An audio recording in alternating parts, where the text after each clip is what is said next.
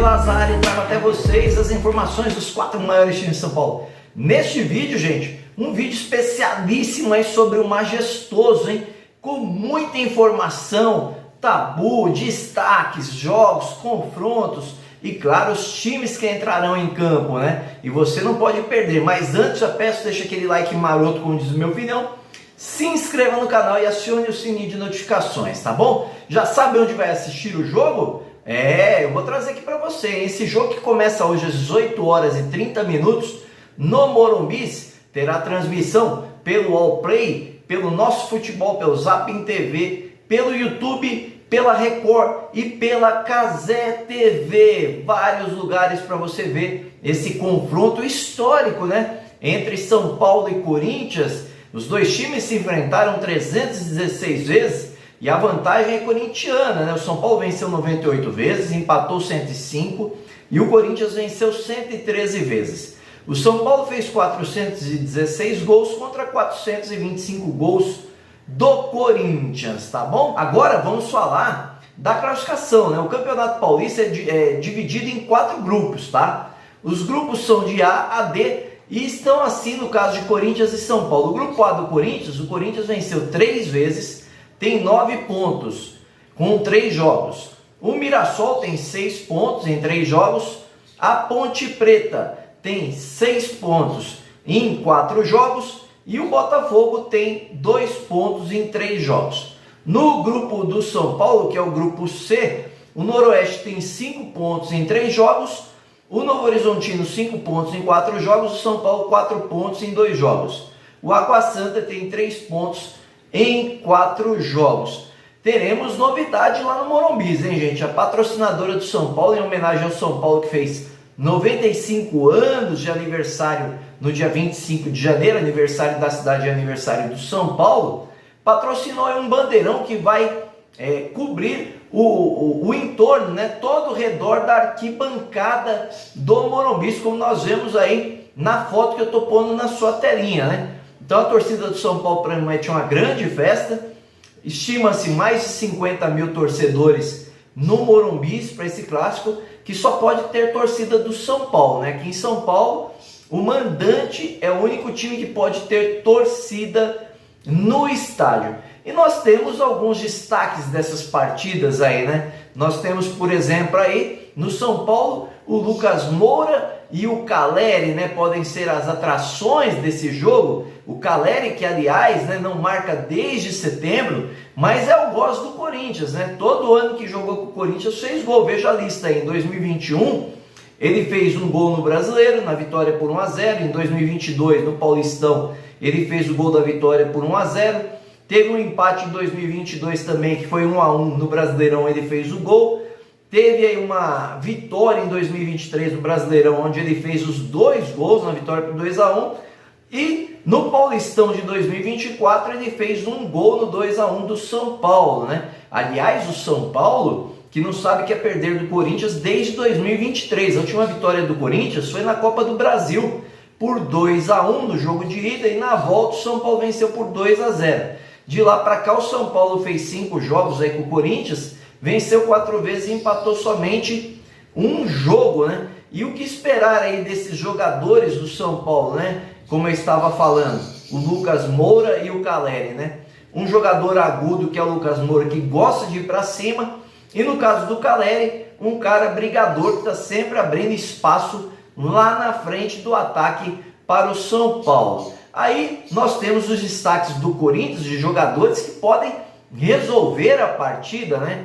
Que no caso são o Yuri Alberto e o Memphis Depay. O Yuri Alberto, ele fez 31 gols. Ano passado, o maior artilheiro do Brasil, né? No ano passado, chuteira de ouro aqui no Brasil.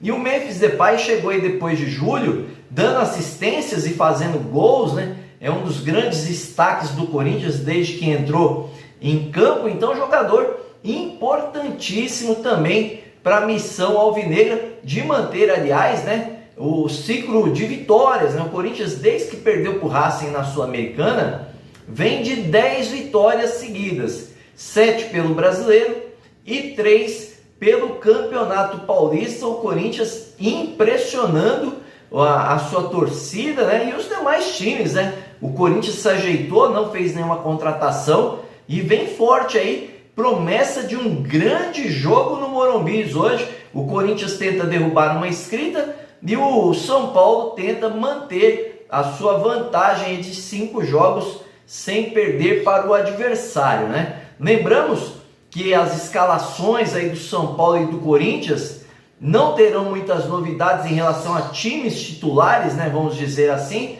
Por quê?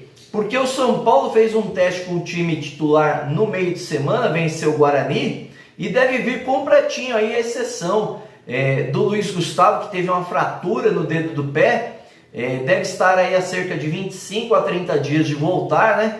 Ele está afastado aí, não joga pelo São Paulo. Do resto, o elenco do São Paulo está inteirinho para enfrentar o Corinthians, né? E deve vir a campo aí da seguinte maneira: Rafael no gol, Igor Vinícius na lateral direita, Arboleda, Alan Franco e Enzo Dias. No meio campo, Alisson, Pablo Maia e Oscar. No ataque, Lucas, Luciano e Caleri. É o Oscar voltando a jogar um clássico no Morumbi, ele que voltou no Morumbi aí depois de 14 anos no meio de semana. Escalação do São Paulo ofensiva, o Zubeldia coloca o time para cima do Corinthians, que também não tem todos os seus craques, mas vem com o que tem de melhor. Lembrando que o Corinthians não tem Breno Bidon na seleção sub-20, não contará com o Garro, que está com um problema no joelho, né? Então não volta ainda o Garro, mas tem o retorno de Hugo Souza, o goleiro, né? Recuperado, está voltando ao time do Corinthians para reforçar ali a meta do gol corintiano. E o Corinthians, como não tem o Garro, deve ter coronado em campo, né? Levando ali a armação do time do Corinthians. O possível Corinthians para enfrentar o São Paulo deve ter Hugo Souza no gol, Mateuzinho, André Ramalho, Kaká e Matheus Bidu, Ranieri, Alex Santana e Carrilho. No meio campo, Igor Coronado. No ataque, Memphis Depay e Yuri Alberto. Maravilha! Então, o Gustavo Henrique, lembrando, né, zagueirão do Corinthians, ele está com uma lesão, né, no tendão do músculo adutor e também está fora da partida, tá? Não joga. Agora nós vamos falar do que? Da arbitragem. A arbitragem contestada pelo Corinthians. O São Paulo também não gosta desse árbitro. Ele que foi muito confuso e foi afastado ano passado depois de fazer lambanças, não marcando 2 pênaltis no jogo entre Vasco e Grêmio.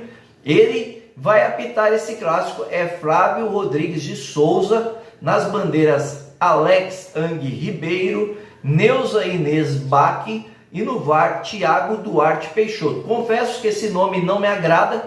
Ele é aquele mesmo que teve um problema com a VAR, né? Na época do Vasco com o Grêmio, ele foi meio arrogante, né? Que não queria ir no VAR, acabou indo e vindo que estava errado, né? E teve que corrigir, acabou sendo afastado naquela ocasião, ficou cerca de 1 mês sem apitar nenhum jogo no Brasileiro. Esperamos que ele tenha uma boa arbitragem, né? Que não interfira no resultado da partida, porque é um grande clássico e os grandes atores, os grandes personagens dessa partida devem ser quem? Os jogadores que estão em campo, a torcida que está ao redor, os técnicos, né, os treinadores com as suas mudanças táticas.